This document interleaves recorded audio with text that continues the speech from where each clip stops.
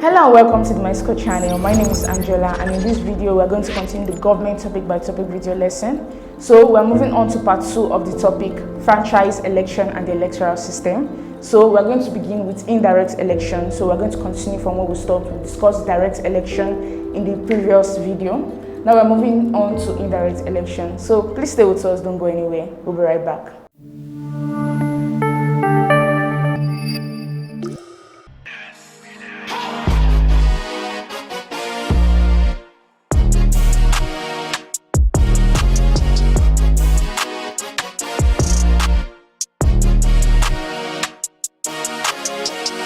Welcome back to the My School channel. Like I said earlier, we're moving on to indirect election. So let's dive right into it. So an indirect election is a process in which voters elect representatives who in turn choose the office holder or leader. So unlike a direct election where the citizens elect their leaders directly, in an indirect election, you have to elect representatives who in turn vote for your leaders. So let's move on to the next slide. Alright, so this method is often used for electing high-level positions such as the president. So in a presidential system, an electoral college is typically elected by the voters to cast their votes for the official. So this usually occurs in a presidential system of government, such as in the United States of America. They usually elect electors who are going to in turn vote for the president of the country. Then in a parliamentary system, the electorate elect the parliament members who subsequently vote on behalf of the citizens to elect the president. So this happens in the United Kingdom. The people elect members of parliament, then the members of parliament choose the leader. So this is a system of indirect election. Now let's move on to the next slide. All right, so what are the merits of indirect election? One of the merits is expertise in selection. So indirect elections can allow individuals with a deeper understanding of the candidates and issues to make more informed decisions. So those people who are actually electing the leaders into power possess more knowledge about the issues going on in society and can actually vote for leaders who can actually affect change in that society. So expertise in selection is one of the merits of indirect election. There's also reduction of campaign costs. So candidates may not need to campaign as extensively as they focus on persuading intermediaries rather than the entire electorate. We talked about campaign costs as one of the demerits of direct election because the leaders have to campaign to all of the electorates within that society. That means you are campaigning to a broad range of people. But when it comes to indirect election, campaign cost is reduced because you are only campaigning to intermediaries, to those who actually vote you into power. So it helps to reduce the campaign cost. And that merit of indirect election is enhanced representation. So indirect elections can ensure that the final selection reflects a broader range of interests and viewpoints. After the citizens have voted for the electors who they are certain will advocate for their interests when it comes to election of the leaders, these people will actually represent the interests of a broad range of people. They are actually more informed about the interests of the people who have placed that responsibility in their care, and they can be able to vote for the leaders who can actually represent those people who have been placed in their care. And that merit is reduced potential for rigging. So the opportunity for rigging is partially absent as the system is more controlled. Unlike in a direct election, where there is an opportunity to buy votes, to manipulate the results in an election, in an indirect election, you just have a small range of people that you have to control, that the Electoral Commission has to control. And so the potential for rigging is reduced to its bare minimum. Now let's move on to the demerits of indirect election. One of the demerits is the potential for manipulation. So the process of electing intermediaries can be subject to manipulation, as powerful groups may influence or control the selection of delegates or representatives to achieve their desired outcomes. So these legislators or this electoral college that will actually elect the leaders into power may be manipulated by powerful groups within the society. So the legislators, the members of the electoral college, may actually be influenced by these powerful groups, and the leaders who eventually get put in the position of power may not actually represent the interest of the people. And that demerit is the lack of direct voter output. So voters have less direct influence over the final outcome. They may disagree with the decisions made by the elected intermediaries. So in a parliamentary system where you have legislators who are actually voting for the leader, the prime minister in that society, the voters in that society do not have any say in who the prime minister will be. they only elect members of their parliament, the member of parliament who represent their constituency. And so there is no direct voter output in this case. And that demerit is complexity and lack of transparency. So the indirect election process can be more complex and less transparent compared to direct election. We talked about how simplicity was one of the merits of direct election. But in this case, the system is complex because you have to vote for someone who in turn vote for your leader. So this complexity can lead to confusion among voters in that society. And that demerit is the risk of unrepresentative outcome. The intermediaries chosen in an indirect election may not always represent the will of the electorate accurately. So the members of the Electoral College, the legislators, may not actually represent the interests of those people who have placed the power to vote the leaders. They may not put their interest into consideration when they are voting the leaders into power. Now let's move on to the next slide. Okay, there are two forms of indirect election. We have the Electoral College system and the Parliamentary system. So we talked about how the Electoral College system relates to the presidential system of government. In an Electoral College system, voters elect a group of electors who then vote to select the office holder. So this system is commonly used in presidential elections. An example is the United States of America, where the president is elected by an Electoral College. Voters choose electors in their states who then cast votes for the president and the vice president. So it occurs in a presidential system of government. Then the parliamentary system is a form of indirect election where voters elect members of parliament or a legislative body who then elect the head of government, e.g. the prime minister. So this is often used in parliamentary democracies. An example is the United Kingdom, where citizens vote for members of parliament in general elections. Then the political party with the majority of members of parliament usually elects the prime minister. And let's move on to the next slide. All right, we are going to look at a case study of the Electoral College system in the United States of America. So the United States of America practices the Electoral College system for electing the president and vice presidents. So each state is allocated a number of electors based on its total number of representatives in Congress. When we're talking about Congress, we're talking about the parliament in the United States system, which consists of the House of Senate and the House of Representatives. So 2 U.S. senators plus a number of representatives in the House that corresponds to its population. So depending on the number of representatives they have in Congress, the number of electors they have may be much more than other states.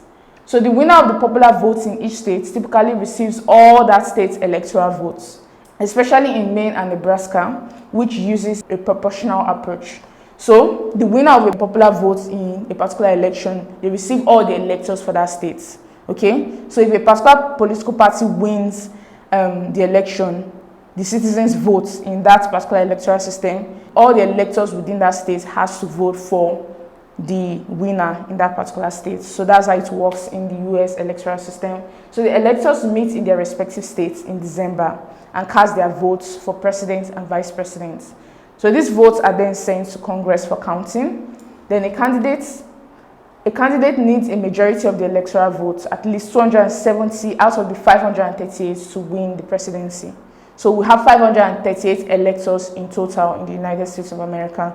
And in order for you to win the presidency, you have to have at least 270 of this. That's half of it. You have to have over half of it in order for you to win president of the United States of America. Now let's move on to the next slide. All right, while this system comes with a lot of advantages like balanced representation, broad campaigning, and the provision of a clear-cut winner in the sense that you have to have more than 50% of the votes in order for you to become president, the system can result in a situation where the candidate who wins the popular vote does not win the presidency due to the distribution of electoral votes. Remember, the number of electors in a particular state might differ. So even if you win the popular votes in a particular election, you may not win the position of the United States of America because in a particular state, once you win more than half of the electors in that state, you win the entire electors in the states. And it doesn't matter whether the population difference is large or small. In the 2000 presidential election, Al Gore won the popular votes but lost the Electoral College to George W. Bush. George W. Bush became the 43rd United States president. He did not win the popular votes, but he became president of the United States of America. So the same thing happened in 2016 when Hillary Clinton won the popular votes, but lost to Donald Trump, who won the electoral votes. Donald Trump became the 45th US president in 2017. So also there is the potential for the candidates and even the leader in power to focus on the interest of swing states over those with a predictable outcome. So in the United States of America, you have safe states, states that actually decide to vote for a particular political party, whether Republican or Democrat. You are sure that you are going to win election in those states. But instead of focusing on the safe states, they focus on those states that has the potential to either vote for Republican or Democrats. So most of the time when they are campaigning for election, they do not focus on the safe states. They go to the swing states and campaign vigorously there to ensure that they win that state in order to make sure that they win the electoral votes. States like Florida and Ohio receive significant campaign resources and attention, while states with solid partisan leanings may be largely ignored. Even sometimes when these leaders eventually get into power, they might focus on developing these swing states to ensure that they win the favor of those citizens, so that when the next election cycle comes, these swing states vote for them. So there is usually uneven development in that particular society because the leaders are focusing on the swing states over all the other safe states in the country. Now let's move on to the United Kingdom as a case study of the parliamentary system. So the United Kingdom is a model example of a country that practices the parliamentary system of indirect election. So in this system, members of parliament are elected through a direct election process. So citizens actually come out to vote for their member of parliament. So you just vote for one member of parliament who represents the constituency that you live in. But the prime minister is indirectly elected as a result of parliamentary processes. So members of the House of Commons, the members of the House of Commons is the lower house in their bicameral legislature, right? It's similar to the House of Representatives we have here in Nigeria.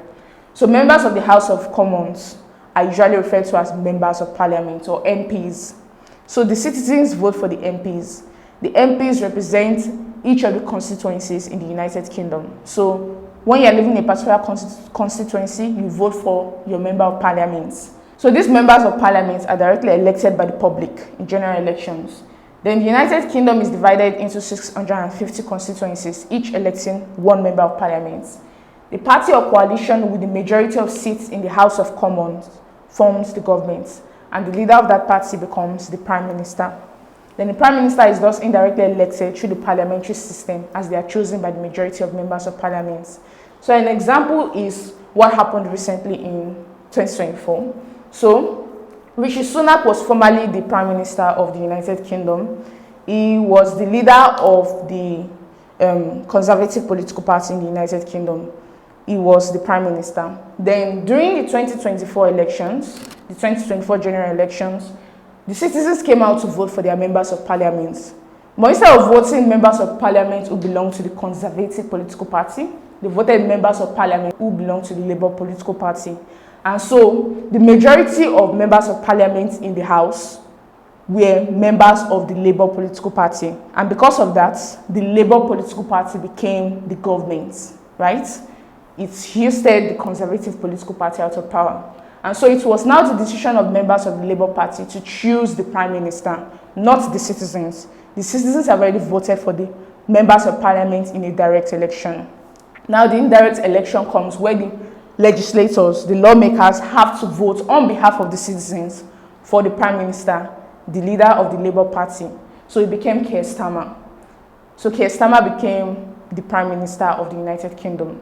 Now Rishi Sunak is still the leader of the Conservative Party, but he's the leader of the shadow government. Remember we discussed this under workings of government when we were discussing the parliamentary system of governments.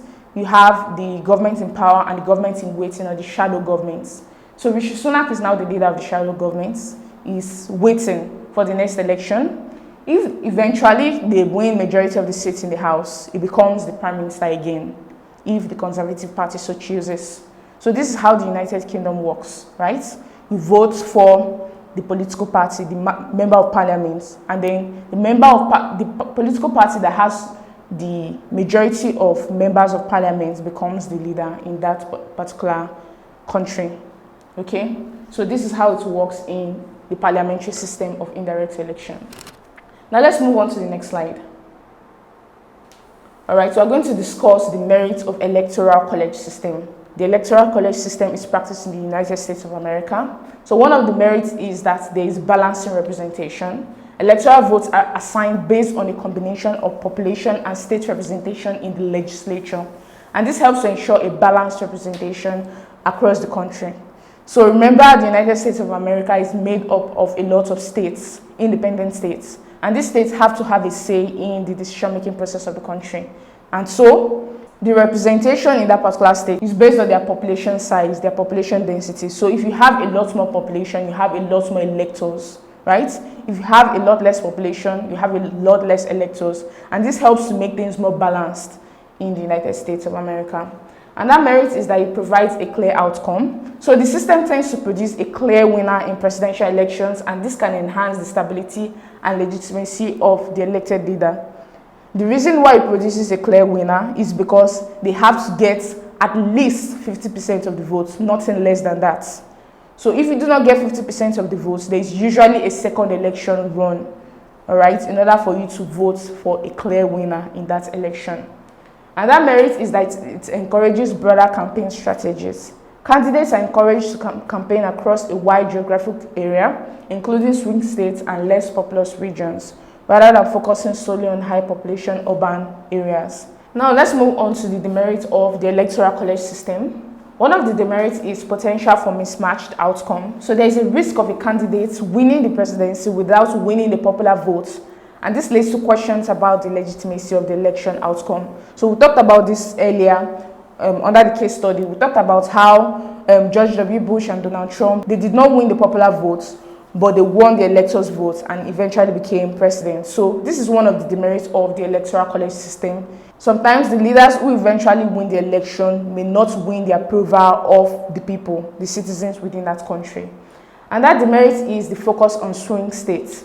So this system leads to an overemphasis on swing states or battleground states, while states with a predictable outcome or safe states receive less attention, and this can skew national campaign priorities and policy discussions. We talked about how it leads to uneven development in that country because those people in power, they might focus on developing those swing states, those states that they believe might eventually come to their favor during the next election cycle, and they neglect other safe states. They neglect the development of other safe states, and this can be a problem. Even during campaign, they go out to campaign in those swing states to ensure that they win the favor of the people there.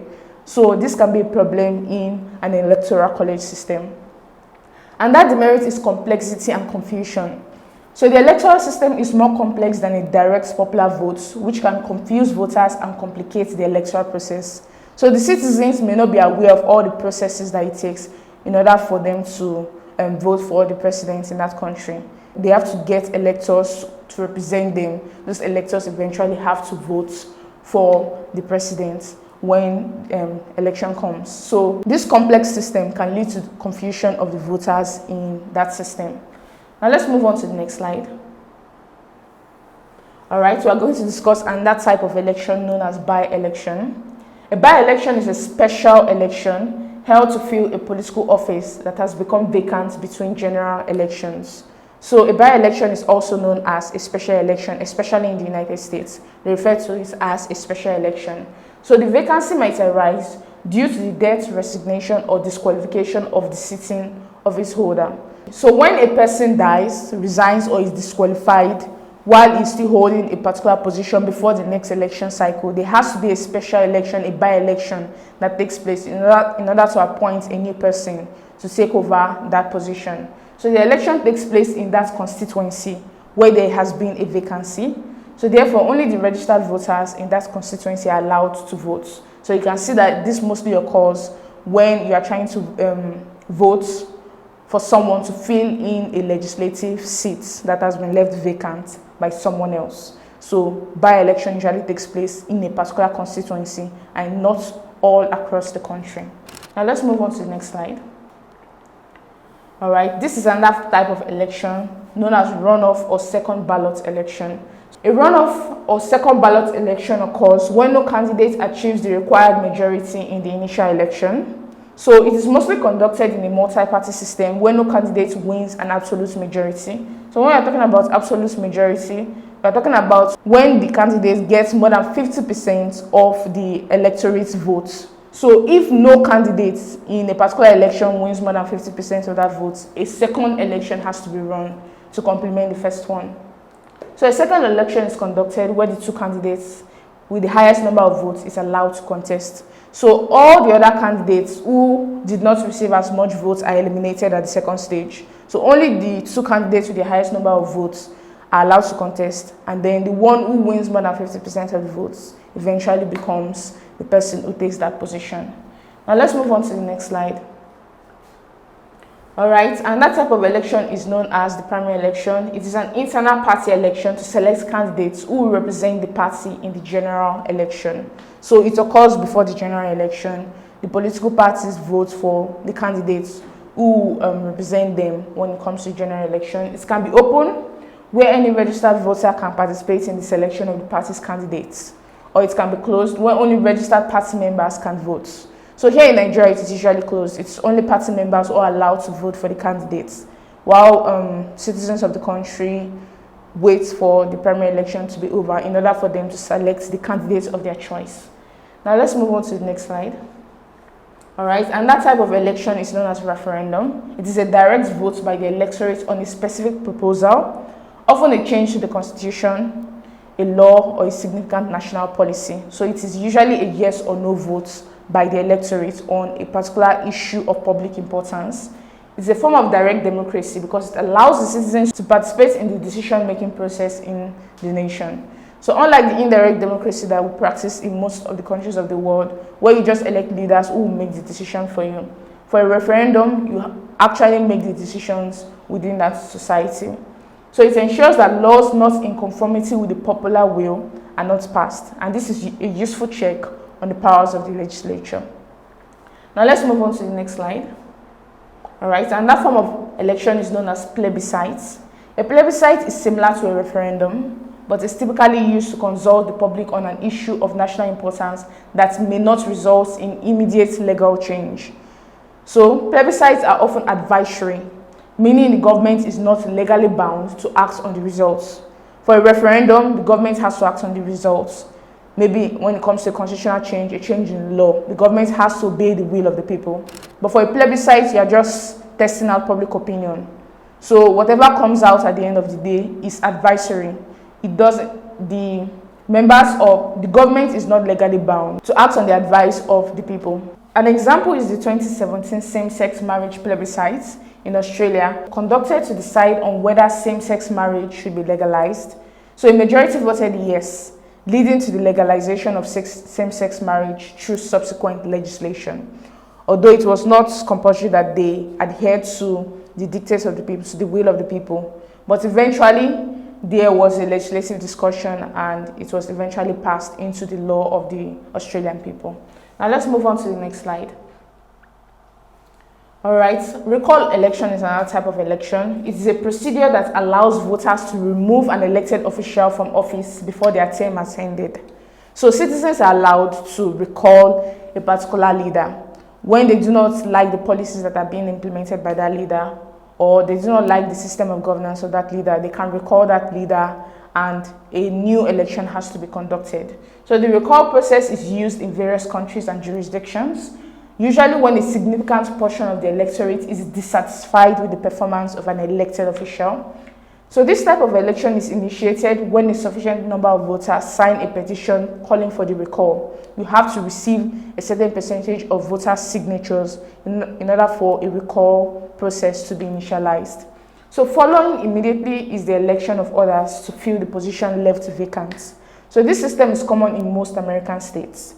But here in Nigeria, only lawmakers are allowed to be recalled. The president, the governor, they are not allowed to be recalled. Only lawmakers, members of the House of Senate or representatives are allowed to be recalled from their position.